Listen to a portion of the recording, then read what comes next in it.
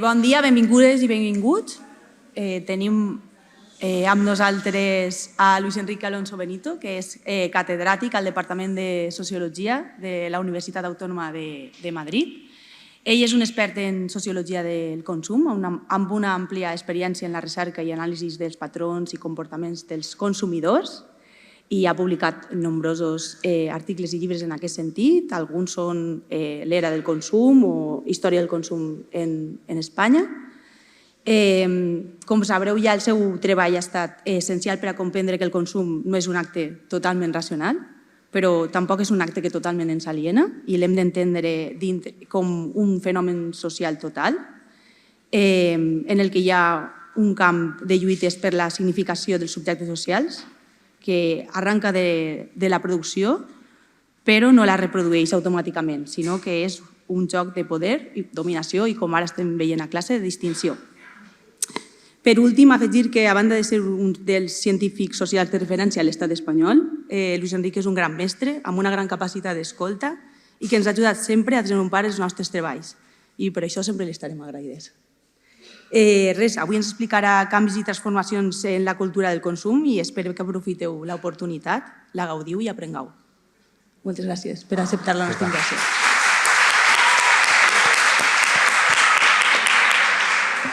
Bueno, pues, ¿se me oye bien con este micrófono?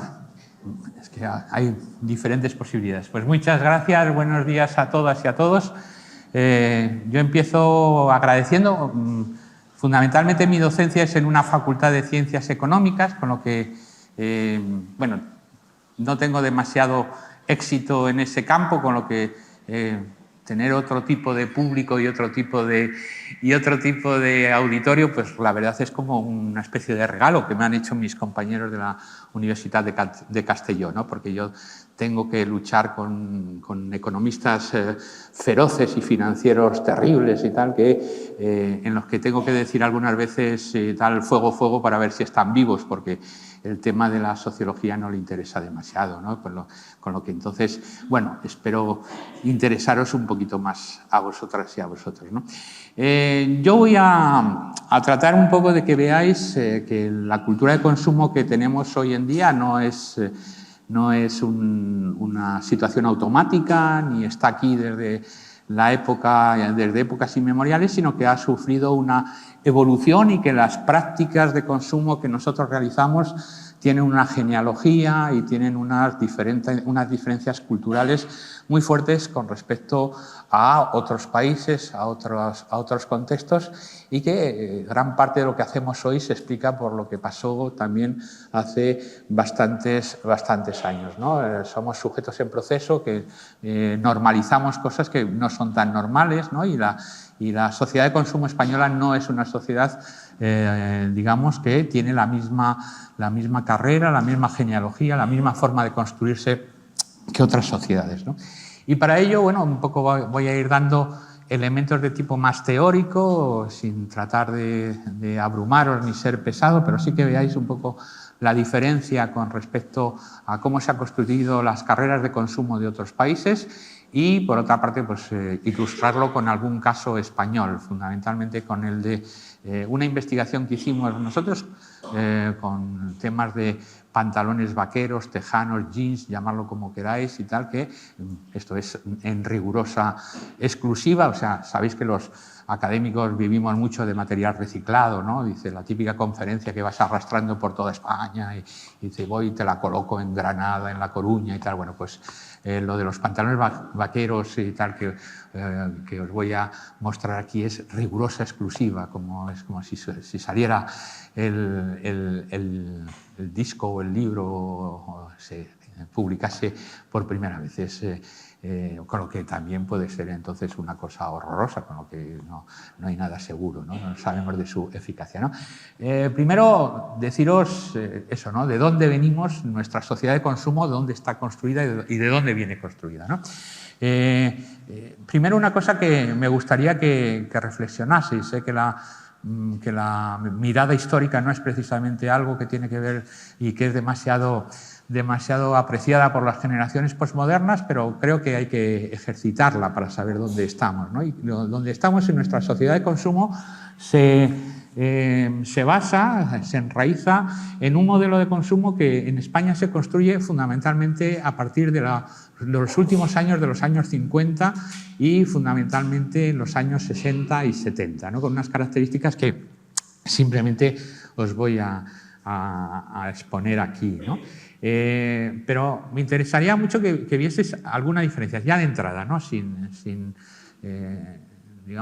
pararnos demasiado, ¿no?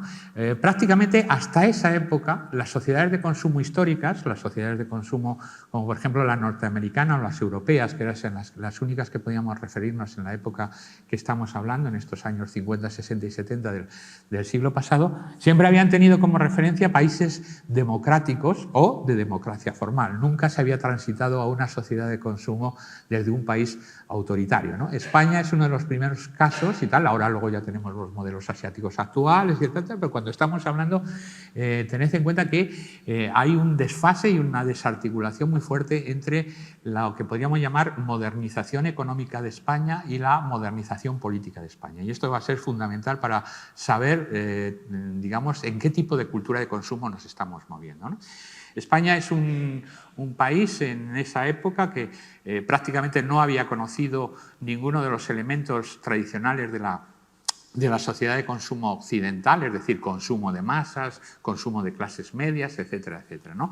Con una tasa de ruralización muy alta, con una tasa de atraso económico muy alta, y entonces una de las cosas que teníamos, clara era la diferencia del modelo español, ¿no?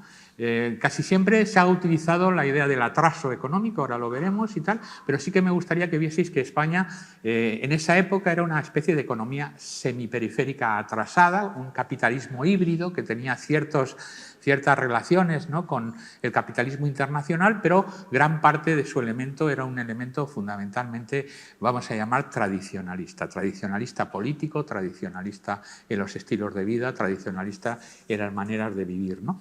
Y esto es un elemento muy importante, ¿no? La sociedad de consumo no se había ni siquiera introducido en España en los años 20-30 como el modelo norteamericano, aunque hay algunos intentos, ¿no?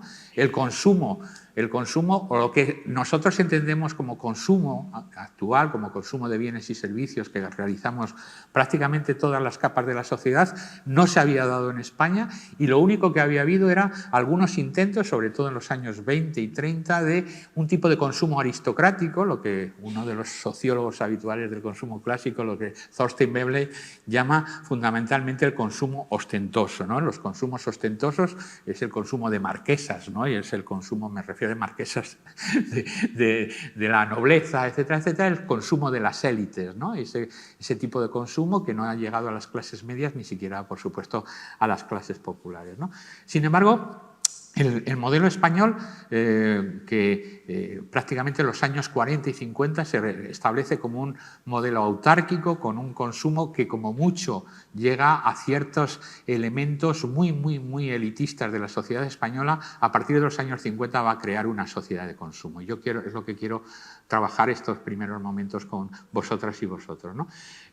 Primero, partimos de un origen que es un atraso económico profundo, ¿no? En España se tarda en reconstruir la renta que se tenía a final de la República hasta prácticamente mediados de los 50. España, la posguerra, es una posguerra autárquica, agrarista.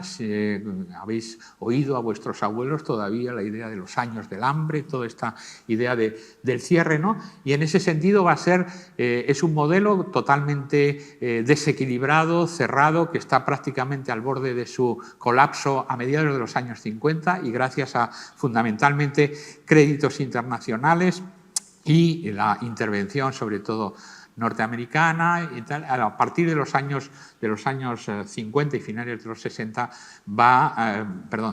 finales de los 50 y principios de los 60 va a cambiar de tono. ¿Y cómo lo va a hacer?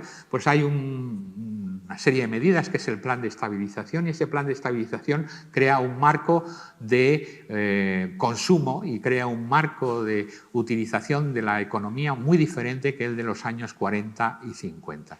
¿Y cuál es esa idea, ¿no? La idea es que en España se necesita el Estado autoritario para construir la norma de consumo, ¿no? Antes había habido una norma de subconsumo de masas, una norma de racionamientos y de control férreo por el Estado, de una manera, digamos, de sobrevivir prácticamente al borde de la economía de la miseria, ¿no? Y a partir de los años 50, fundamentalmente ahora veremos porque se introducen capitales extranjeros y excedentes tecnológicos extranjeros, se construye una nueva manera de vivir, pero de una manera muy diferente al modelo europeo, por ejemplo. Algunos lo hemos llamado un fordismo inacabado. Es un fordismo inacabado porque llamamos fordismo, como sabéis muy bien, a la articulación de la producción en masa con el consumo de grandes mayorías, ¿no? Del que la idea de que aquello que se produce en cadena es fundamentalmente para las grandes masas de población y el consumo empieza a ser precisamente la otra cara de la producción en un circuito de crecimiento, ¿no? Sin embargo, en el modelo español este tipo de consumo necesitará del Estado intervencionista. Gran parte del impulso va a ser realizado por empresas públicas, por empresas que están asistidas por el Estado, por un Estado que, al fin y al cabo, es necesario para equilibrar los desequilibrios naturales que tiene la propia economía española, ¿no? Con lo que, fijaros que por primera vez, luego ya los casos orientales actuales son muy conocidos, autoritarismo y sociedad de consumo se fundan, autoritarismo formal, me refiero a un autoritarismo de tipo tradicional. Autoritarismo formal se regula con una norma de consumo en España y tal, una situación que es realmente crea una cultura de consumo específica, ¿no? Primero, ¿por qué? ¿No? ¿Por qué esta cultura de consumo específica? Y es lo que trato de mostraros aquí, ¿no? La primera idea es que se transita a una sociedad de consumo, es decir, se da lugar a una modernización económica sin una modernización de tipo política y muchas veces de una modernización social, ¿no? Por supuesto, los procesos dictatoriales siguen en marcha, el tradicionalismo en la sociedad española sigue siendo muy alto, digamos que el estatuto de la mujer totalmente dependiente del marido para cualquier actividad económica, el peso que tiene la religión católica, el peso que tiene la moral católica, el peso que tienen las costumbres, son fundamentalmente tradicionalistas y, sin embargo, por primera vez en los años 60 nos homologamos o tratamos de homologarnos en formas de vida generando un tipo de consumo, que es un tipo de consumo que podríamos decir que se está modernizando, ¿no? Y en ese sentido, este tipo de capitalismo lo vamos a llamar un capitalismo fuertemente nacionalista, ¿no? Un mercado nacionalista defendido fundamentalmente por el Estado, con aranceles muy altos, prácticamente no se puede importar nada, prácticamente todo lo que se consume en España se fabrica en España y se fabrica en España porque se está adquiriendo tecnología extranjera, muchas veces puramente, digamos, desechada de otros países y que se utiliza en España porque es un mercado seguro, ¿no? Es un mercado seguro y un mercado que está garantizado por un Estado que permite que, digamos, que sectores y ramas poco competitivos tengan un mercado asegurado en España, ¿no?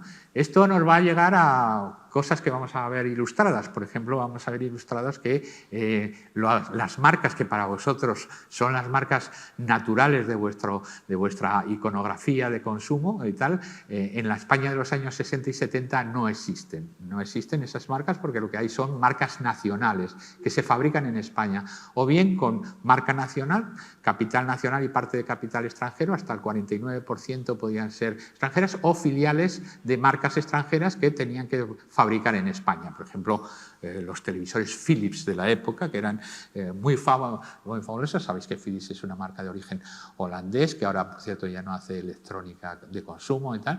Y este tipo de fábrica, nosotros veíamos fabricar los productos casi desde nuestras propias casas, ¿no? En las periferias de nuestras ciudades estaban las fábricas donde nosotros nos comprábamos la ropa. Entonces nosotros no teníamos marcas extranjeras y tal, y eso genera, y tal, para que pueden ser trabajos bonitos para vosotras y vosotros, genera la mitología de que el producto extranjero siempre es mucho mejor que el producto nacional, ¿no? Que está todavía y te sale todavía en los grupos de discusión que realizamos prácticamente nacionalmente, diariamente, ¿no?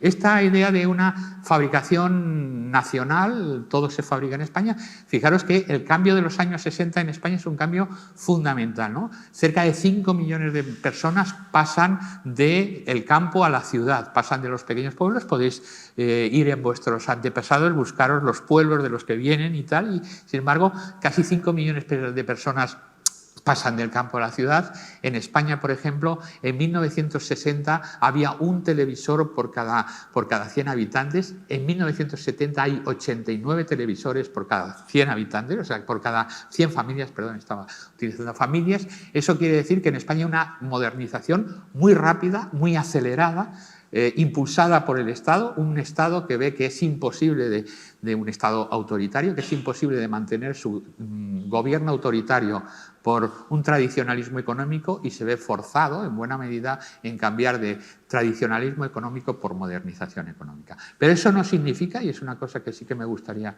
que vieseis, que haya una modernización social directa, y esta cosa que decía además Marina en la presentación, la idea de que no hay tal determinismo económico, ¿no? Cambian mucho nuestras formas de vida, pero hay otras instancias y tal en las que se representa un tradicionalismo muy fuerte de la cultura española, que por cierto sigue presente entre nosotros, tampoco hemos desterrado tanto el tradicionalismo, ¿no?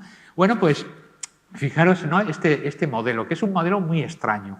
Es un modelo en el que prácticamente no conocemos la competencia internacional, no conocemos el producto internacional, el mercado está muy guiado por el Estado y esto genera una panoplia de marcas fundamentalmente nacionales en los que nosotros nos hemos construido. Es un modelo híbrido, ¿no? Un amigo mío, Néstor García Cancrini, habla de culturas híbridas. Bueno, pues la cultura híbrida, Italia lo hace por el tema multicultural, pero en España se podría hablar de una cultura híbrida entre modernización y tradicionalismo, en la que prácticamente da al frente a la idea esta del atraso económico español como un atraso.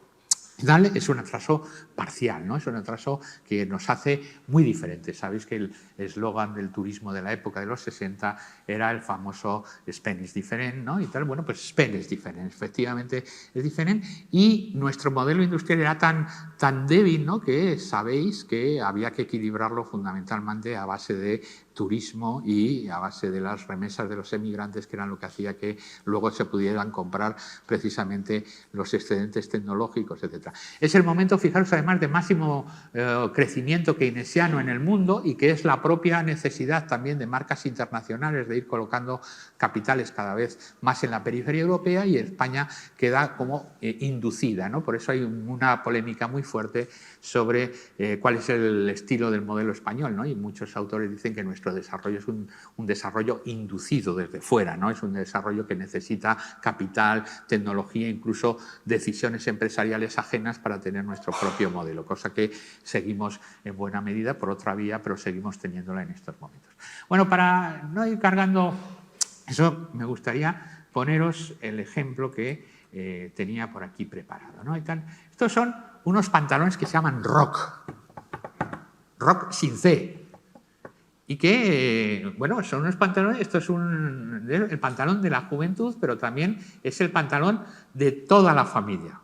Esto de toda la familia, retenerlo, porque es muy importante como modo de consumo, ¿no? El pantalón podía ser del niño, de la niña, de la madre, del padre, un pantalón universal, ¿no? Era como eso, todo era familiar, como el teléfono, ¿no? Ahora todo, sin embargo, es individual, y el individualismo posesivo es que pasaremos a tener algo que ya está integrado, ¿no? Tendremos nuestro teléfono, lo tendremos en una parte del parietal, ¿no? Pero esto era el pantalón familiar. Pero me interesa mucho, ¿qué es esta marca rock? Ya nos suena a vosotros y tal. Con otra marca que sí os suena, es el típico caso de marca que trabaja en España, que solamente se vende en España, que se conoce en España, que los españoles solamente podían tener esta marca de pantalones, otras todavía menores, o otra que tengáis por aquí delante, que es otra que suena un poco más, que es la Lois, ¿no?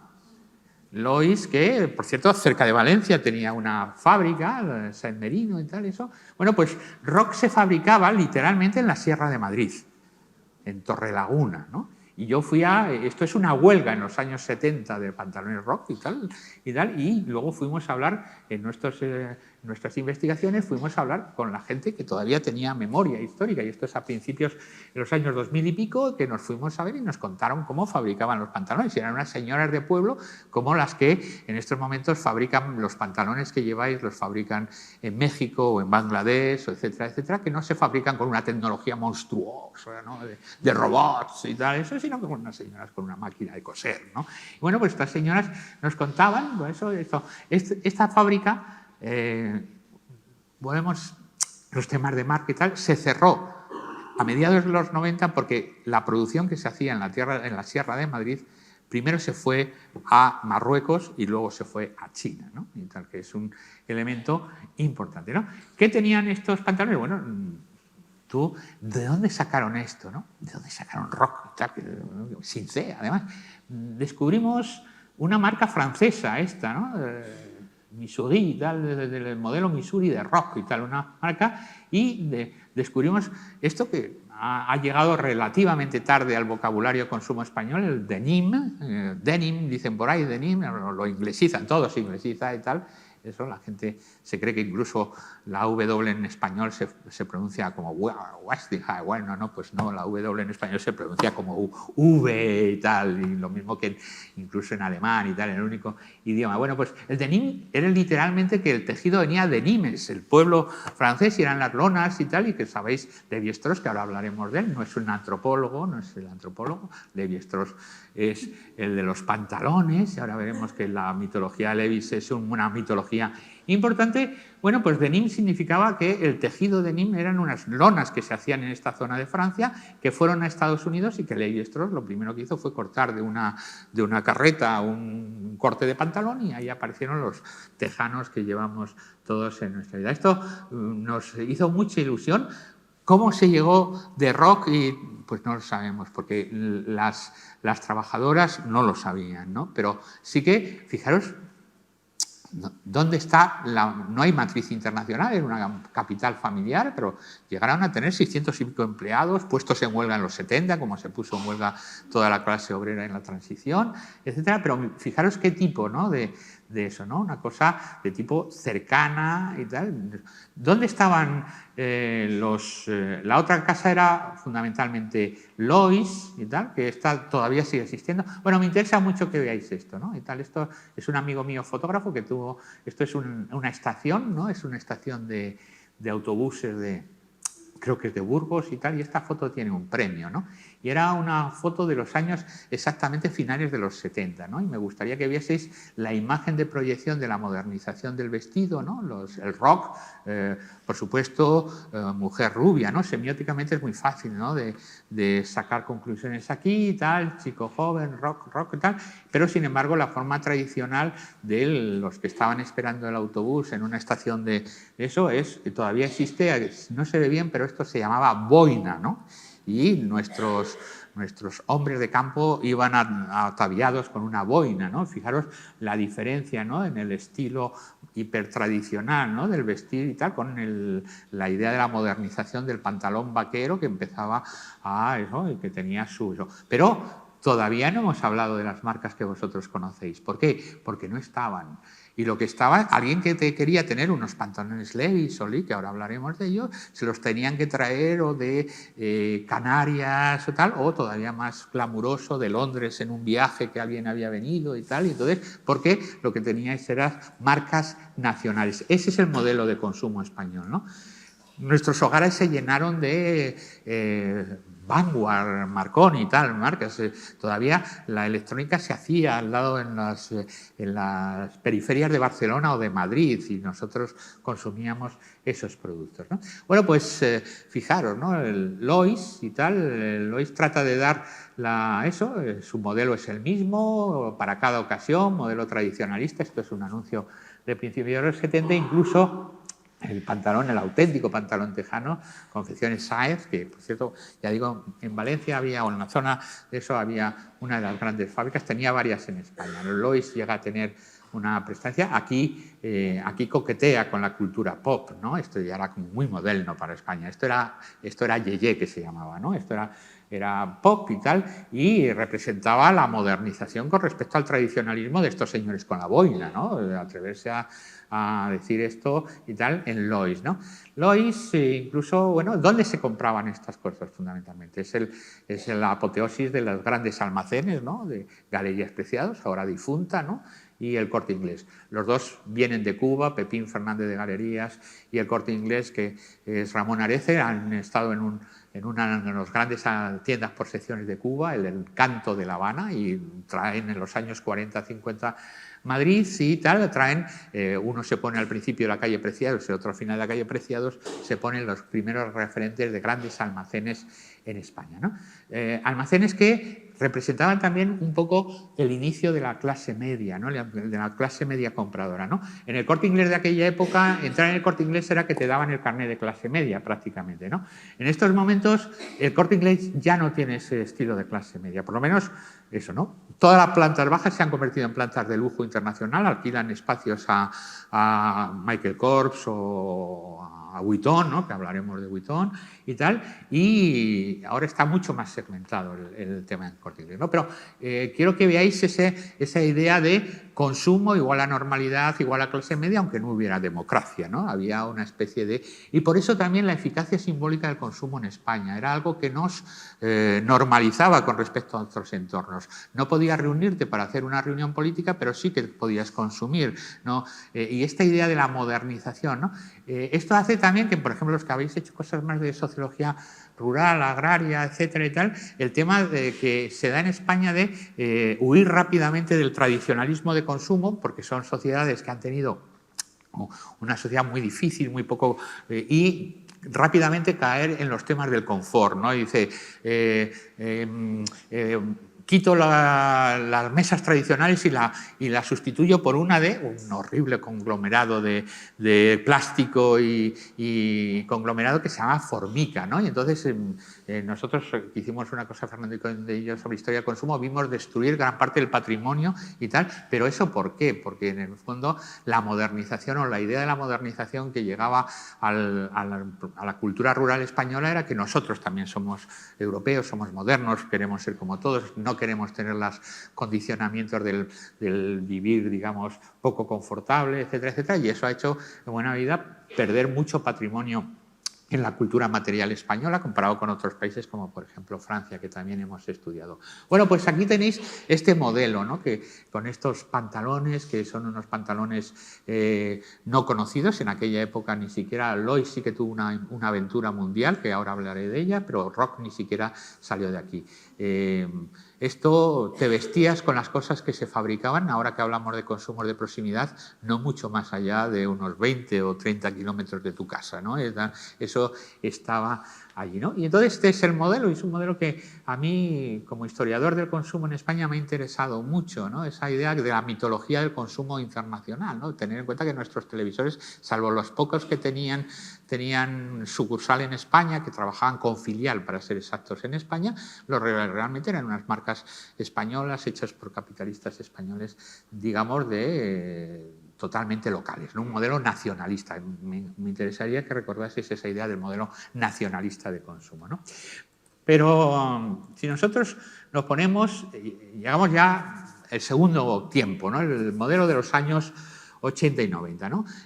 A partir de los años 80 este modelo nacional empieza a entrar en decadencia, y empieza a entrar en decadencia fundamentalmente porque la transición a la democracia, la integración en el nivel sociopolítico general, digamos, mundial, que sería el tema de la propia Unión Europea, entonces la Comunidad Económica Europea, bueno, pues hace que España se vaya introduciendo, ¿no?, y tal en el círculo, digamos, occidental de la economía, ¿no? Yo me gusta decir, utilizando un término de Immanuel Wallerstein, ¿no?, entre antropólogo, historiador y sociólogo y tal, que España deja de ser una semiperiferia atrasada para convertirse en una semiperiferia avanzada dentro de la División Internacional del Trabajo, ¿no? Es un caso muy interesante en el que se va a generar una reconversión industrial. Todavía en el hueco de la memoria de vuestros padres queda la idea de la reconversión industrial. En España se perdieron cerca de 3,5 millones de puestos de trabajo industriales. La gente que trabajaba precisamente en estas fábricas empezaron a cerrar. ¿Por qué? Entre otras cosas, porque no eran capaces de soportar ya la entrada de productos internacionales justo cuando se liberaliza el comercio internacional, con la competencia internacional, y porque las propias marcas matrices dejan de utilizar la idea de la sucursalización por la idea de que ellos fabrican internacionalmente y colocan aquí sus productos. Un caso perfecto y que yo he estudiado bastante a fondo, porque incluso hay una ciudad que se llama Ciudad Pegaso, era Pegaso. Pegaso era una marca de camiones española, Dell'Ini y tal, que justamente es absorbida por una multinacional italiana, Iveco y tal, y cuando eso representa ya que ya no tenemos la marca nacional, sino lo que tenemos es una red, una parte de la red, ¿no? Aquí lo que hay es un cambio fundamentalmente del modelo hegemónico de economía española, ¿no?, el famoso cambio de la economía industrial a la economía de servicios, incluso a la economía de infraestructuras, servicios bancarios, ¿no? Las grandes, ahora lo vemos, ¿no?, quiénes son las grandes representantes económicas de la economía española en el extranjero. Pues son los bancos, ¿no?, el BBVA o Santander, o tenemos un caso de mucha actualidad como es Ferrovial, ¿no?, y tal, el Ferrovial, que eso no es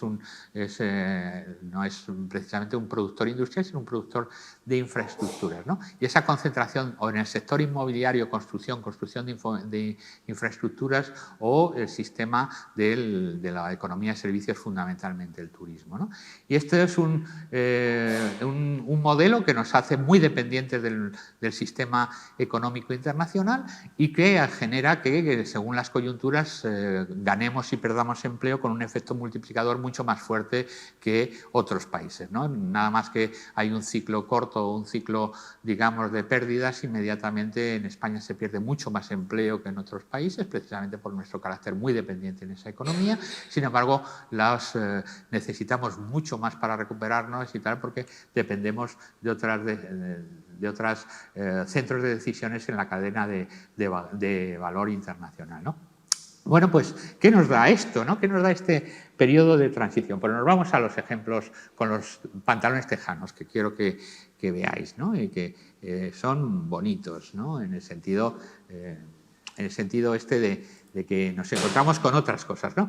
Esto ya son cosas de los 80. Primero, se empiezan a comercializar en España, bueno, primero el Lois tradicional, fijaros y tal, y el Lois empieza a internacionalizarse, ¿no? Este señor que está aquí es Björn Borg y tal, que lo fue todo en el tenis mundial a final de los 70, y Lois estaba ya preparando una dinámica internacional, aunque su modelo era un modelo convencional de pantalón para la juventud. Bueno, esta es una foto muy bonita. Estos son ABBA, que todavía sus fantasmas y tal, la fantasmática de la imagen y lo virtual, ahora siguen actuando por medios virtuales y tal. Ya no son ellos, son unos avatares, pero siguen virtuales. Pero siguen en la conciencia europea. Aquí están posando y detrás está nada más y nada menos que el Ayuntamiento de Estocolmo, que cuando recibáis el premio Nobel y tal, os lo van a dar ahí, ¿no? Porque esto de atrás es Estocolmo, ¿no? Y en Estocolmo, aquí y tal, ya tenemos a ABBA, que era marca internacional, y la economía española tratándose de hacer así como buenamente podía, ¿no? Dice, nosotros también somos internacionales y tenemos Lois. Pero, amigos, lo que llegaba era lo bueno, ¿no? Y lo que llegaba era lo bueno, era esto, ¿no? Era Levi's, tal, que para vosotros es una cosa normal y corriente y tal. Pero para la época de vuestros padres significaba cambiar de los pantalones Rock a los pantalones Levi's. Significaba ponerte en unos pantalones que solamente los muy sofisticados, porque viajaban, o algún chanchullo que te lo habían traído desde eso, tú podías ponerte estos pantalones, ¿no? Esta otra marca de aquella, digamos, de eso, ¿no? Estos son marcas clásicas que todavía no habían llegado a España. Es que me gustaría que hasta prácticamente finales de los 80 no se normaliza esto, ¿no? Y me gustaría que lo vieseis, porque tampoco es la época de los reyes godos, ni cuando los tartesos, ni nada por el estilo. Es la generación de vuestros padres, ¿no? Y tal, pero fijaros, ¿no? Denim, de nuevo, es que en España prácticamente no se empieza a hablar del denim o el denim o como lo queráis, si lo inglesizáis o lo francesizáis, lo que queráis, hasta prácticamente hace 10 o 12 años, porque el tejido apenas se utilizaba, ¿no? Y esta es preciosa, ¿no? Bueno, esta es un poco la high school, ¿no? Eso, ¿no? El desideratum de lo que sería el vaquero, que eso, ¿no? El tejano Levi's de estudiante de futuro y tal, ingeniero y tal, o del MIT, por ejemplo, y tal, pero aquí sería seguramente de un instituto de Mula, provincia de Murcia, ¿no? Y tal, esto, ¿no? Pero bueno, esto aquí, como creo que hay mucha gente de comunicación y tal, entre el público y tal, esto tiene valor signo, ¿no? El pantalón lo podrían haber cosido en Torrelaguna y tal, pero ya simplemente ponerle esto, ¿no? Esto tiene un valor signo, ¿no? Los mismos que los perfumes. Nosotros trabajamos mucho en clase, yo doy unos estudios culturales de consumo en un máster de marketing con el tema de los perfumes, ¿no? Los perfumes y tal, a lo que huelan da lo mismo. Lo importante es el valor signo que tiene de cómo es el pomo, que dicen los perfumistas, de cómo eso, es decir, y cómo se presenta, ¿no? Si yo lleno esto de perfume y se lo regalo y digo, mira, Chanel número 5, pues evidentemente, pues no, eso no. Si no tiene esto, el pantalón Levi's no es Levi's, ¿no? Entonces, bueno, en España, ¿cómo reacciona esta transición, ¿no? Pues trata de inglesizar, ¿no? Y trata de generar marcas que fundamentalmente ya son más internacionales. Por ejemplo, esta Cimarrón, una marca típica de los 80 y tal, ya se habla de jeans y tal, parece que son internacionales, pero no, es una segunda marca de una nacional y tal, pero ya da la impresión de que nos podemos eso, y aparece, por ejemplo, ya esto, ¿no? Wrangler, ¿no? Y tal, Wrangler y tal. Esta la vamos a hacer más pequeña porque es muy bonita, ¿no? Wrangler, ¿no? Wrangler resiste mientras, si tú resistes, es un pantalón que dice que es de North Carolina y tal, de North Carolina. Efectivamente, la marca existe en Estados Unidos, los pantalones se hacían, por supuesto, todavía en España y tenían una distribución muy fuerte. Y, bueno, ya con la hora de destape que nos invade y el erotismo y tal, ya hay un juego hasta sexual y tal, que diría chiquito, ¿no? Sexual y tal, pues hay como un juego sexual y tal, eso dice, a ver, psicoanalistas entre el público, háganme la lectura básica de manual de kiosco, ¿no? Y tal, bueno, pues es evidente que resiste más el pantalón de las chicas que de los chicos, porque el de los chicos es capaz de que se abra un poco el botón de arriba, pero el de las chicas siguen con su cárcel sexual también totalmente cerrada, ¿no? Y tal. Bueno, transición, ¿no? Modelos de internacionalización, modelos. La Wrangler es poco conocida a nivel internacional, pero fue muy prestigiosa en España porque era una vía por eso de acercarse a las grandes marcas líderes, que era, por supuesto, Levi's, Lee, etcétera, etcétera, ¿no? Esta es la transición típica de los 80 y que en los 90 pues ya evidentemente se cierra. Me interesa mucho que veáis este modelo de transición, de entrada en la Unión Europea, de cambio de la cultura de consumo, de internacionalización, de se empiezan a ver las mismas marcas, se empieza a organizar nuestra propia cultura de consumo como una cultura prácticamente globalizada con respecto a los otros países, pero todavía está retrasada y es diferente, ¿no? Y aquí se veía muy bien, ¿no? Se veía esta cosa de que todavía se encontraban en un mundo, digamos, muy corto, ¿no? Con respecto a las posibilidades internacionales, ¿no? Bueno, pues si queréis podemos ver ya pues un poco eso, ¿no? Fijaros que este modelo es el modelo del del milagro español, de las Expo, ¿no? O sea, se hace la famosa Expo de Sevilla, se hacen todos estos tipos de grandes momentos, pero nos llega ya un tipo de España que es la España de los 2000, que nos va a generar otro tipo de cultura de consumo o va a sentar ya definitivamente otro tipo de consumo. En los temas me detengo poco en los temas, digamos, de economía, ¿no? Eso, ¿no? Economía del despilfarro, especulación inmobiliaria y financiera, la dependencia con respecto al ciclo económico internacional sigue siendo una razón de ser de la economía española, pero sí que me interesa esto del posfordismo débil, ¿no? Llamamos posfordismo a un momento en el que precisamente ya hemos dejado de basar nuestra economía en fundamentalmente la fabricación de bienes materiales y fundamentalmente las hegemonías en este posfordismo están dados fundamentalmente por la capacidad tecnológica, ¿no? Por la capacidad tecnológica en los que hay una fuerte degradación del empleo y un fuerte poder de las condiciones técnicas del diseño y del proyecto del producto, ¿no?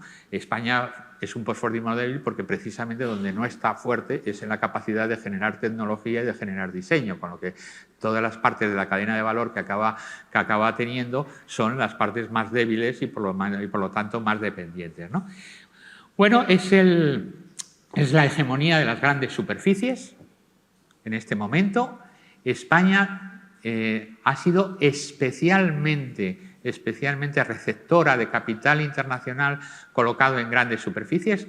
España tiene más metros cuadrados de centros comerciales y de malls que, por ejemplo, toda Italia y tal, siendo un país económicamente mucho más fuerte, Italia. Sin embargo, España, gran parte del capital de las grandes superficies, en el sentido mall, que conocéis, el Campo de Turno, el Auchan o todos estos y tal.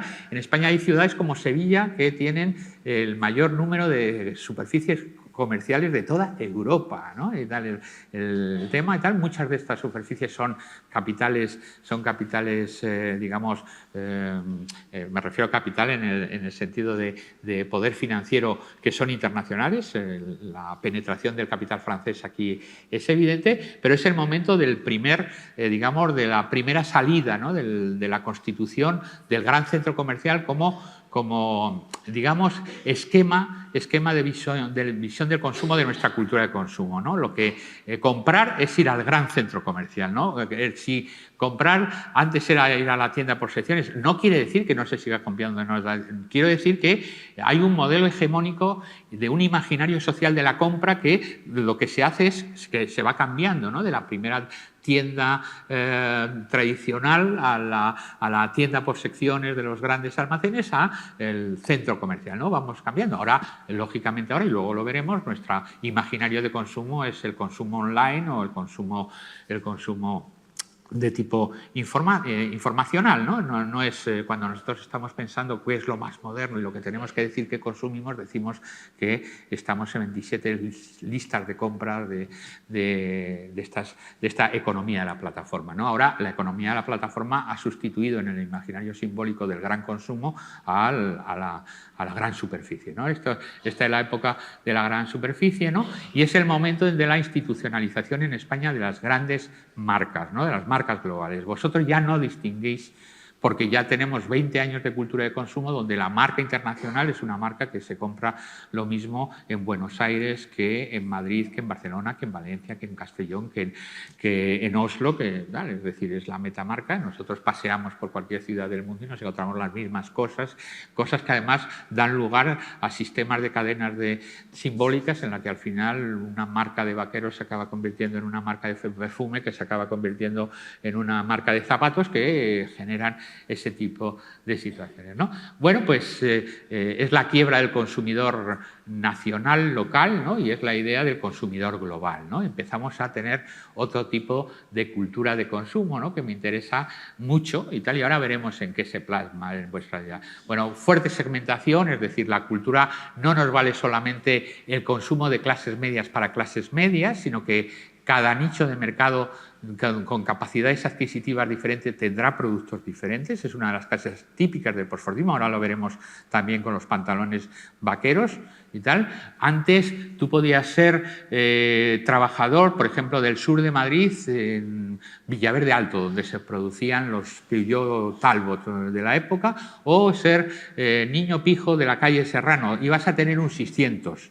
Porque era el único coche utilitario y tal. Lo que pasa es que al trabajador le costaba 7 años de vida y tal ahorrar para tener el 600, al niño pijo se lo compraban sus padres cuando acababa una cosa que se llamaba COU o PREU, que era antes de lo que hacíais vosotros para entrar en la universidad. En estos momentos, como sabéis muy bien, cada producto está ya fabricado con un destino específico dentro de la segmentación y con una fragmentación. Fragmentación social y segmentación de mercados es algo que va directo, cosa que en marketing no suelen decir, solamente te explican la fragmentación como si fuera una segmentación ideal, pero nunca te explican la estructura social que permite esa fragmentación o esa segmentación de mercado, ¿no? Bueno, desempleo estructural, ya lo sabéis, ¿no? Oferta, pero me interesa mucho esa oferta diferenciada y estratificada, ¿no? Esa idea de que yo ya no produzco clases medias para clases medias, sino que produzco para grupos totalmente diferentes, ¿no?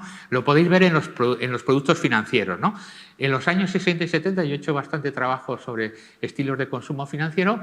Tú podías tener prácticamente 2 productos financieros, me refiero a la vista, ¿no? Que era la cartilla de ahorros y la cuenta corriente, ¿no? La cartilla de ahorros era para las clases populares, ¿no? Donde la abuelita decía que tengo aquí 17.000 pesetas y tal, y que me las ponga, que se vea, ¿no? Y tal.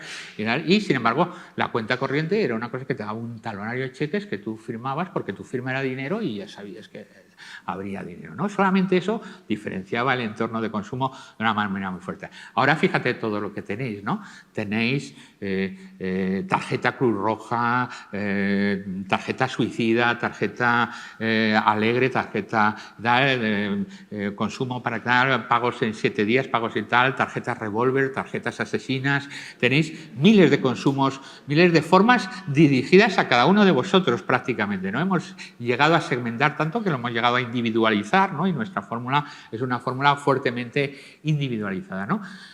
Fundamentalmente los consumos ascendentes, el nuevo esteticismo postmoderno, la compra de lujo, todo el premium, toda la individualización competitiva, ¿no? Y tal, y sin embargo también unos consumos vulnerables cada vez en residuos, los residuos del fordismo, aquellos que no pueden hacerse ahora, por ejemplo, se ve muy bien digitalmente, ¿no? Los que no pueden tener una plataforma siguen estando en el fordismo convencional de la programación, viendo películas de estas que están masacradas por 20 minutos, que hay 5 minutos de película y 20 de publicidad y tal, pero y tú, sin embargo, tienes tu propio canal en la plataforma, ¿no? Y tal, y dice... ¿no? Dentro de poco tendremos el canal, yo que sé, el canal Anthony Giddens, ¿no? En sociología y tal, o el canal... Porque eso, ¿no? ¿Quién no tiene una entrada de plataforma? Hemos individualizado, ¿no? Y tal. Pero también la individualización es, como dice mi amigo Robert Castell, decía mi amigo Robert Castell, es una individualización defensiva, ¿no? El low cost, los procesos, ¿no? Que vienen las etiquetas blancas, la economía de bazar, ¿no? Que observamos en algunas de las investigaciones que la gente individualizaba a base de comprar diferentes paquetes de consumo. Hicimos arqueología de los armarios, saca todas las camisetas que tengas. Y la gente que estaba en niveles muy pequeños de capacidad de compra compraba muchas cosas baratas porque era lo que le daba para comprar y generaba su idea de identidad e individualización a base de acumular muchas cosas baratas, ¿no? Y sin embargo, claro, la gente que puede comprar cosas caras, ¿no? Inmediatamente se individualizaba en cada acto de compra, ¿no? Bueno, vamos a verlo un poco con el ejemplo de los pantalones tejanos, ¿no? que tenemos aquí, ¿no? Bueno, primero, fijaros, estos ya son anuncios de los 2000, ¿no? Y tal. Primero, cosas que podéis ver, ¿no? Gran parte de los anuncios en España, atención, sé que todos tenéis un nivel de inglés fastuoso, sé que vuestro inglés es extraordinario, no voy a poner nada en duda, pero casi todos los anuncios de pantalones tejanos son en inglés. Toma, ¿no? son en inglés de marcas internacionales, ¿no? La marca Levi's y tal, por supuesto en inglés, consumo tal, con un cierto multiculturalismo, ¿no?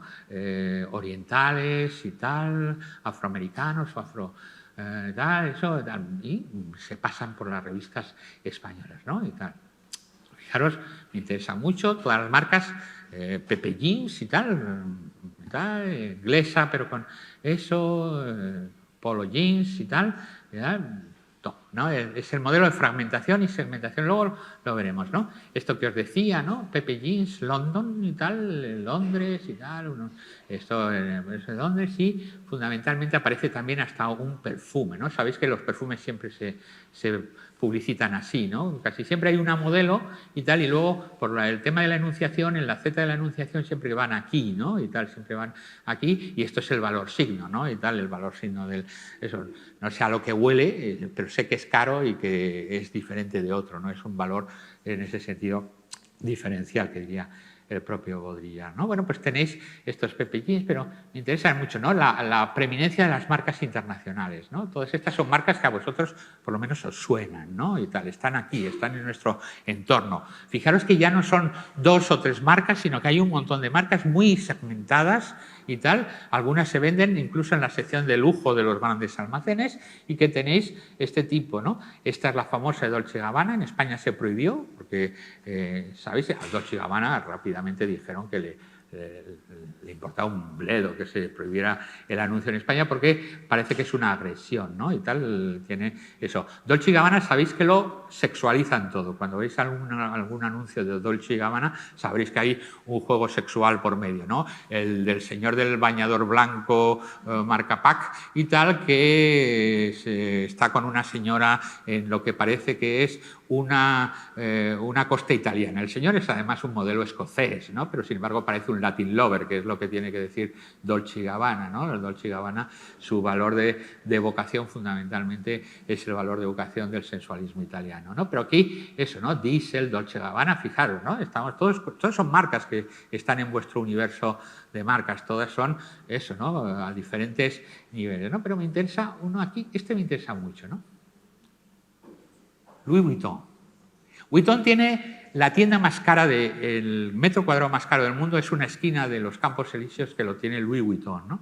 Estos son unos pantalones de lujo, de extremo lujo, ¿no? Esto es un consumo high class, diferenciado y tal. Lo más probable, no lo puedo decir, pero lo más probable es que estén hechos en China o que estén hechos en Malasia, en cualquier sitio, con materiales muy parecidos al del pantalón de mercadillo, al del pantalón del supermercado, pero sin embargo está rematado, ¿no? Esto que llaman por ahí el dorado, su dorado es un dorado que está hecho con el valor signo de Louis Vuitton, ¿no? Nos encontramos con tejanos que valían más de 6.000 euros cuando hicimos la investigación, que ya para unos tejanos, joder, eran eso, ¿no? Vimos bolsos también de Hermès que valían casi 100.000 euros. O sea, bueno, es el valor fundamentalmente, es el valor de consumo conspicuo que decía Veblen para decir eso, ¿no? Yo sí puedo tenerlo y tú no lo puedes tener y tal, es su fundamental valor, ¿no? Pero me interesa mucho que veáis la imagen de lo que es el consumo normalizado, clases medias, ¿no? Este modelo, ¿no? Para todos, ¿no? Con el pantalón familiar, ¿no? Para toda la familia, y además de una honorable clase media, tal, totalmente idealizada. Estos niños no parecían españoles de la época y tal, pero sin embargo pasamos a esto, ¿no? Y lo que pasamos es a este tipo de pantalón, primero eso, súper lujo, tal, con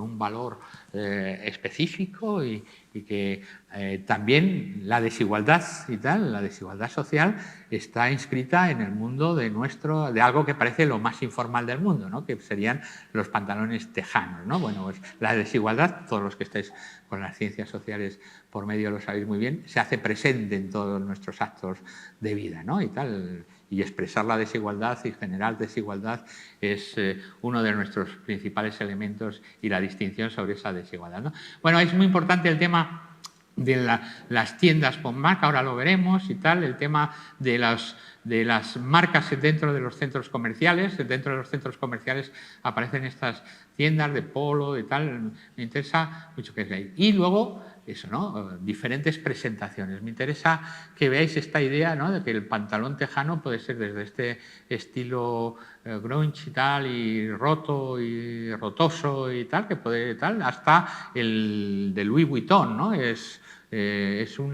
una segmentación muy fuerte y una fragmentación muy fuerte, ¿no? Bueno, llegamos a algo que está a vuestro alrededor, desigual, ¿no? Y tal, desigual. Fijaros que el valor de la igualdad no se valora demasiado, ¿no? Sino lo molón es desigual, ¿no? Lo divertido, lo divergente, lo diferente, ¿no? Es mucho más interesante que lo que normaliza, lo que iguala, etcétera, etcétera, y eso hace que haya una marca que se llama desigual, ¿no? No se llama la famosa línea de pantalones comunidad, fraternidad, igualdad. ¿Por qué no se llaman pantalones igualdad? Se llama desigual, ¿no? Porque lo que mola es la desigualdad, porque yo expreso desigualdad en mi mundo de compra, porque los pantalones vaqueros no son solo para vestirse, son para posicionarme socialmente, y me posicionan socialmente. Y la desigualdad es un valor en alza en estos momentos, ¿no? Es un valor de la propia fragmentación, y eso genera unos elementos que nosotros hemos detectado mucho, ¿no? Esta idea de que fundamentalmente mi acto de compra es un acto expresivo, y si normalizo mi acto de compra lo que hago es eso es invisibilizarme, ¿no? Y lo que tengo que hacer todo lo contrario, tengo que visibilizarme. Mi narcisismo tiene que aparecer como un proceso de desigualdad. Cuando tienes digamos posibilidades económicas de hacerlo, lo haces directamente. Cuando no tienes posibilidades económicas de hacerlo, te buscas la vida, por ejemplo, con esto que os decía de la acumulación de diferentes cosas para parecer que tienes mucho, aunque sea barato, ¿no? Bueno, pues vamos un poco, y para ir acabando y eso, ¿no? No parecer el profesor Siesta. El profesor Siesta era aquel un personaje de Barrio Sésamo y tal, que iba a Gustavo y le decía: profesor Siesta, deleítenles ustedes con una magnífica conferencia sobre lo grande y lo pequeño. Entonces el profesor Siesta era un bigotón y tal, que se quedaba dormido y tal, y Gustavo, por mucho que podía, no era capaz ni de despertar al profesor Siesta ni de despertar al público que estaba en la audiencia, ¿no? Bueno, esto ya lo habéis vivido casi, por lo menos os suena, ¿no? A partir del 2008 el modelo es un modelo de fuerte austeridad, ¿no? Y esta idea de las vacas flacas, ¿no? El modelo de consumo tiende a histerizarse, en el sentido de Bourdieu del útero, ¿no? Se cierra sobre sí mismo, en la que la economía española tiende a perder lo que podríamos llamar esa idea de optimismo, ¿no? Que había tenido en los años anteriores, en los años de las vacas gordas, ¿no? Esto, un consumo muy dualizado y hasta polarizado, y en la que fundamentalmente las políticas económicas van a ser políticas de austeridad y una fuerte sobreexposición a los riesgos internacionales, ¿no? Durante prácticamente principios de los años 2010 nos estuvimos despertando con una idea que era la prima de riesgo, ¿no? La prima de riesgo está muy alta, estamos eso, ¿no? ¿Qué tipo de consumo, ¿no? Pues fundamentalmente es el modelo que podríamos llamar, es el modelo defensivo de la fórmula anterior, ¿no? Se polariza, una palabra tan de moda, se polariza todos los elementos del año 2000, de tal manera que ¿qué nos apareció? Nos apareció en nuestras investigaciones una tendencia muy fuerte a que se mantienen los consumos de lujo y los consumos de las premium, ¿no?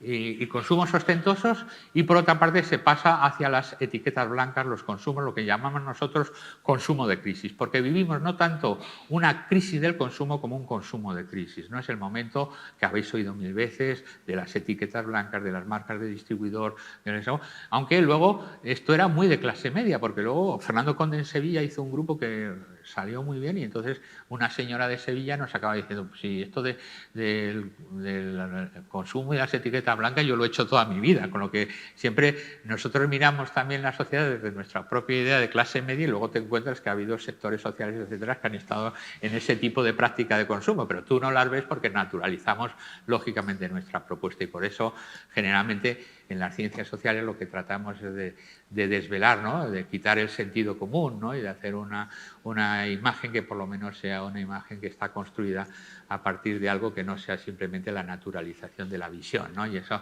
es lo que nos aparecía, ¿no? Me interesa mucho que veáis esta idea de derrumbe, ¿no? De nueva idea. En los grupos de discusión aparecía mucho esta idea de, sobre todo en la primera parte de la crisis, de si es que no somos como los europeos, si es que a nosotros volvemos a eso, hemos vivido por encima de nuestras posibilidades, que era uno de los temas que se decía permanentemente en la primera parte de la crisis. En la segunda parte de la crisis empieza a haber una ruptura política sobre quién es el responsable de esa crisis, ¿no? Y tal. Y esta idea de que la sociedad española nunca llega a ser autónoma porque siempre necesita del extranjero para que la saquen, ¿no? Los rescates, etcétera, etcétera, ¿no? Entonces, a mí se me ocurrió esta idea, que alguna vez con amigos comunes, con los de Valencia, con Toño y Manolo y tal, llamamos que España era una sociedad o bien pre-posmoderna o bien post-premoderna, pero que nunca hemos sido modernos, que es el problema que hemos tenido, ¿no? Nunca hemos sido modernos, es un libro de Bruno Latour, pero que se nos da muy bien. ¿Por qué? Porque los momentos claros de la modernización, eso que quería deciros al principio y que no sé si he podido transmitiros, eso no lo hemos tenido. El momento en el que España tenía que haberse modernizado no se modernizó. Y entonces la idea de que nosotros éramos como la movida, Nueva York y posmodernos en un momento en una España que todavía era prácticamente presmoderna, es una cosa que está en esa tensión de la propia sociedad española permanente en estos mismos momentos, ¿no? Y es una cosa que a mí me interesa mucho que veáis, ¿no? Esta idea de que nuestra modernización es también en estos momentos nuestros elementos de consumo, sois todos y somos todos consumidores globales, no os va a llamar la atención nada, etcétera, pero sí que grandes partes de lo que se llaman nuestras bases de la economía y la sociedad siguen estando muy mediados por un origen de una modernización imperfecta o de una modernización tremendamente fallida en el modelo español. Y eso es lo que es el eterno retorno luego a los problemas de la sociedad española, ¿no? Bueno, nos pasamos algunas imágenes y acabo, ¿no? Para que no nos parezca muy rollo, ¿no? Bueno, el tema de la individualización y la personalización, ¿no? Este es un elemento típico, ¿no? Tenemos que individualizarlo todo y personalizarlo todo, ¿no? Nosotros fijaros que a partir de los años 2000 todo acaba siendo personal, ¿no? Y tal, no tenemos ordenadores comunitarios, ¿no? Tenemos ordenadores personales, ¿no? Es nuestro personal shopper, ¿no? Tenemos un coach personal, todo es personal, porque el discurso fundamental es la individualización, porque ahora somos todos terribles monstruos individualistas y narcisistas, ¿no? Es el espíritu del tiempo posmoderno. Nuestro consumo se individualiza, incluso encontramos una marca que se llamaba Boaventura también, Buenaventura, se llamaba algo así, la marca y tal, que te ponían en la chapa de tu pantalón y tal, te podían poner tu signo y tal, te lo grababan como las joyas y tal, eso que significaba un elemento muy fuerte de personalización. Me interesa mucho que veáis este tema de la personalización, ¿no? Y tal. Cuanto más sociedad tenemos, esto es nuestro viejo Durkheim lo decía, cuanto más creemos que somos individuos o individuas totalmente autónomos, más necesitamos de la sociedad. Con lo que vosotros sois la generación que se cree más individual del mundo, pero sin embargo sois la que más necesitáis de la sociedad del mundo. Y lo podéis ver en los temas de los procesos de trabajo y empleo, ¿no? Y tal. Nunca como ahora habéis llegado al mundo del proceso de trabajo con tantas posibilidades y con tanta cualificación y con tantos medios y con tanto capital familiar y nunca como ahora tenéis tantas dificultades para colocaros, para tener empleo, etc. ¿Por qué? Porque el empleo no se construye uno a uno, sino que se construye como un compromiso social general, ¿no? Y parece que digamos que nuestra economía no está precisamente precisamente por el empleo como pacto social general, ¿no? Bueno, pues individualización, ¿no? Me interesa mucho esto de que esto puede ser un pantalón de mercadillo, puede ser un pantalón de lujo, puede ser un pantalón de guerra, vosotros cualquiera de ellos puede tenerlo. Detrás, como podéis ver, hay un paisaje hipster, ¿no? La idea, aparece todo el tema del hipsterismo en nuestros consumos y bueno, pues lo tenéis aquí. Me interesa mucho que veáis que el discurso de la individualización es el discurso fundamental incluso en la actualidad en el consumo y que eso nos hace que tengamos una especie de visión extraordinariamente desarrollada, sin muchas veces saberlo, para captar signos de consumo, ¿no? Es decir, a nosotros nadie nos ha enseñado formalmente, no tenemos una asignatura que decir pantalones que molan y los que no molan, ¿no? O sea, y sin embargo, todos los aquí presentes sabemos distinguir signos de consumo, ¿no? Todos sabemos perfectamente, cuando yo veo un ordenador, sé que es totalmente diferente un Macintosh con su manzanita y tal que un Lenovo, ¿no? Sé que uno es chino y que el otro es norteamericano, aunque esté fabricado en China, por cierto, y tal. Sé que uno vale 1.900 y pico euros y el otro lo puedes sacar por 400 y pico. Sé que uno da menos glamour que otro y simplemente esto, bueno, la prueba lo hacemos con los alumnos y que ahora todo el mundo tiene su ordenador delante, no se sabe para qué, pero no lo tiene y tal. Y bueno, sabes perfectamente leer las diferencias simplemente en algo tan básico como los ordenadores que utilizan, ¿no? No es lo mismo un Galaxy de tal que un Huawei, que no es lo mismo que un Clonati, ¿no? Tenemos esta, y me interesa mucho que veáis esta idea, ¿no? Bueno, detrás de estos pantalones ya no hay robots, primero, pero tampoco hay trabajadoras como las de la Sierra de Madrid que os empezaba antes, ¿no? Hay fábricas así, ¿no? Hay fábricas que están en México, que están en India, que están en Pakistán, que están en Bangladesh, ¿no? Esto es la caída del famoso Rana Place y tal, que era un centro de fabricación clandestino, donde, por cierto, fabricaban gente como H&M, ¿no? Que hubo una protesta y tal, un hito, ¿no? De la idea de descubrir de dónde vienen las mercancías, ¿no? Las mercancías, siento defraudaros, no se producen en los lineales del hipermercado. Las mercancías, siento defraudaros, no se producen solas. Ni siquiera se producen, solamente hay robots que producen mercancías. Siempre hay, como diría el viejo Marx, hay trabajo humano por medio.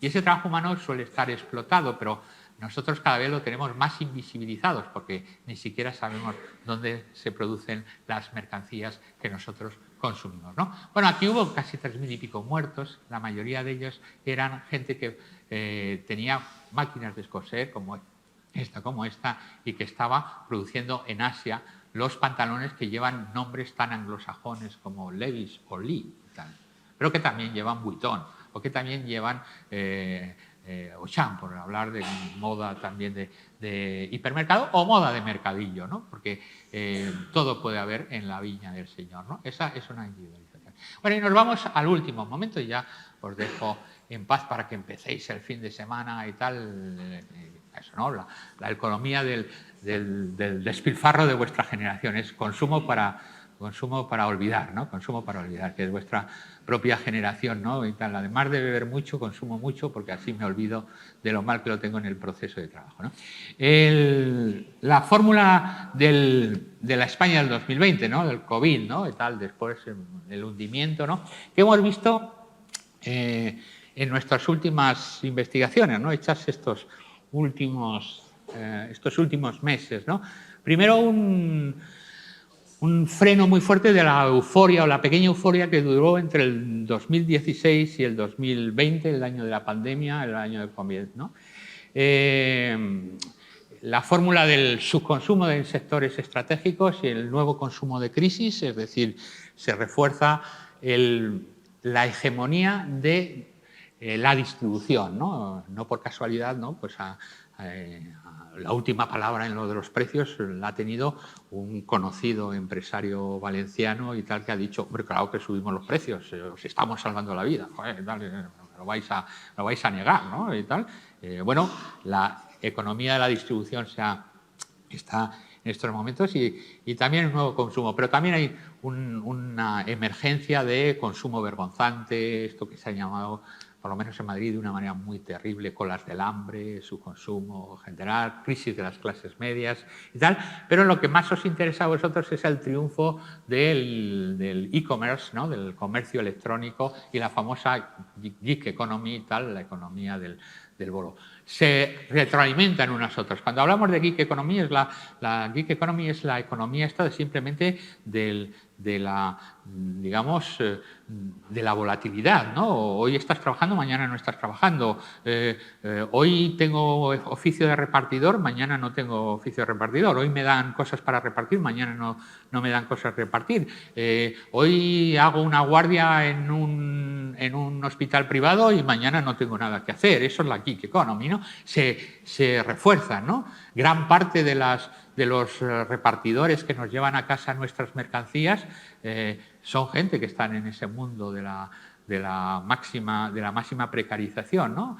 Gran parte de Amazon, que tiene esa fama de gran multinacional, acaban repartiendo a la gente que tienen una furgoneta y se subastan como las viejas subastas agrarias donde en la Plaza del Pueblo iban a por jornaleros, ¿no?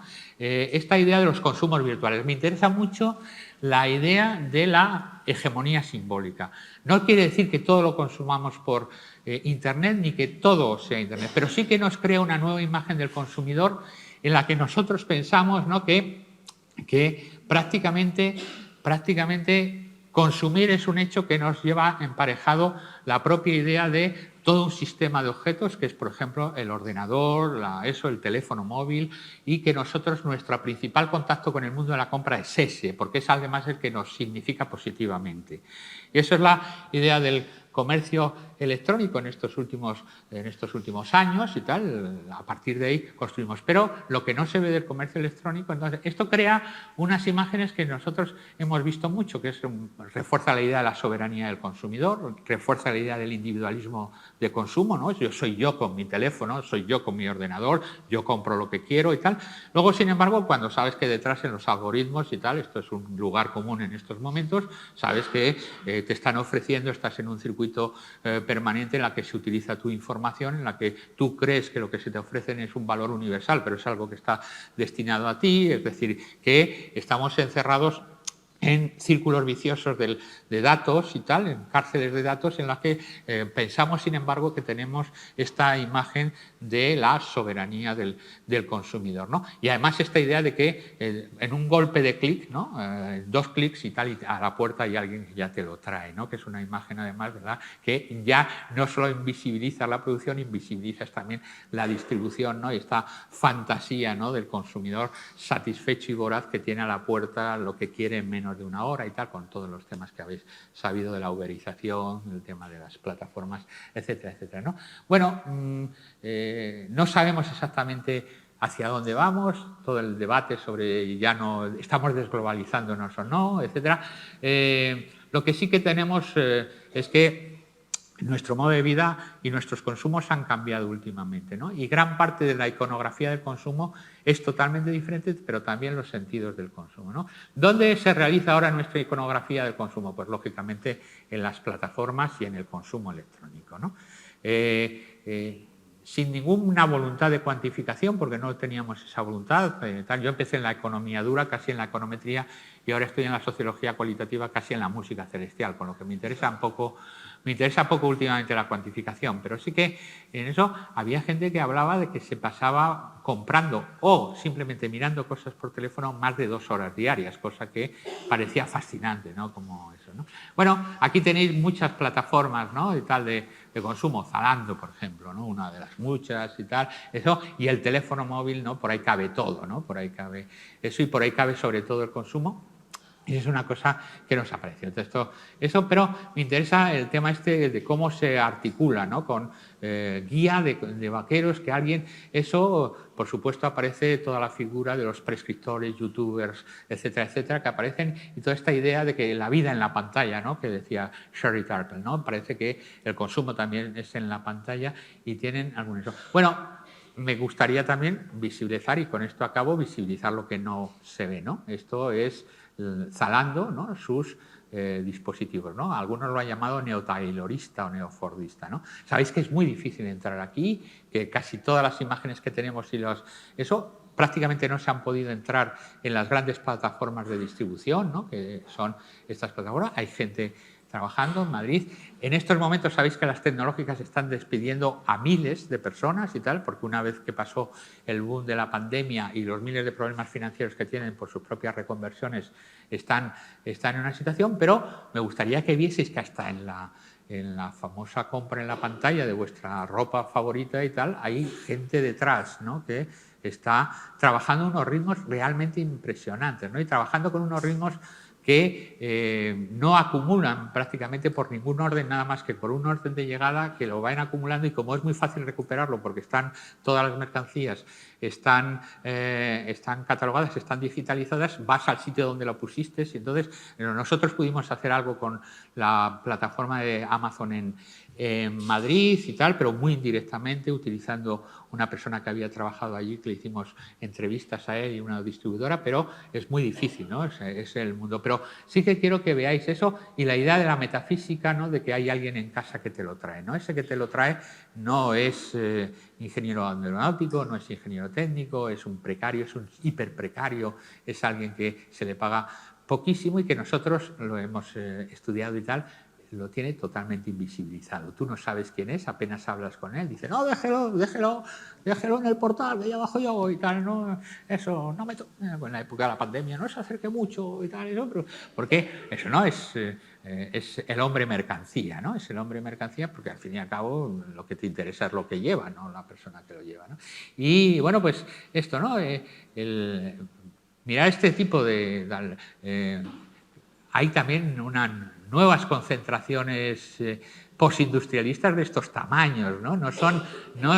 Estas mercancías que llegan a vuestra casa y que habéis visto en el teléfono no salen de Marte, no salen de las viejas periferias madrileñas que estaban llenas de fábricas, ahora están llenas de centros de distribución de la plataforma, ¿no? Y bueno, esta Shein, que es una de las chinas, ¿no?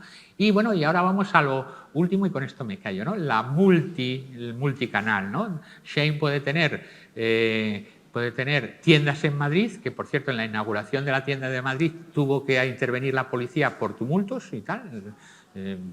Eso no, adoradores de mercancías, iban allí como los adoradores del becerro de oro y tal, como esto que ha conseguido crear Apple, ¿no? De los que duermen para conseguir un teléfono, ¿no? Y tal, son adoradores de mercancías, ¿no? Y tal, bueno, pues ahora es la fórmula, ¿no? La fórmula multicanal, te vamos a vender por todos los sitios, ¿no? Por donde podáis, ¿no? Voy a tener tienda física, voy a tener tienda metafísica, voy a tener tienda universitaria, os voy a vender eso y a lo mejor hacemos publicidad encubierta hoy y tal, luego os dejo alguna dirección comercial, ¿no? Bueno, pues esa es la fórmula, ¿no? El consumo total, ¿no? Al fin y al cabo, esta especie de desmaterialización de los canales vuelve a una rematerialización con una idea del consumo total, ¿no? Todo es consumo y cada vez más oculta la producción, pero yo lo que quería que vieseis que sí que hay personas detrás de la producción. Zalando, que yo sepa, en España solo ha abierto una tienda en un outlet, en Alemania es muy habitual, en partes de Europa, pero parece que es también la vía multicanal, ¿no? Puedo utilizar Internet, puedo utilizar la tienda física y tal, pero hasta incluso, fijaros que el canal informático empieza a tener ya un prestigio como canal que es como vivimos la idea de las marcas blancas que se convirtieron en marcas de distribuidor, ¿no? Y tal, los hacendados de turno, por utilizar una que conozcáis, ¿no? Bueno, pues ahora Zalando o Shein empiezan a tener su propia marca como marca digamos, de distribución y tal, y de Internet pasan por el multicanal. Bueno, y con eso os dejo en paz. Gracias por la atención y ya lo que queráis. Venga, gracias.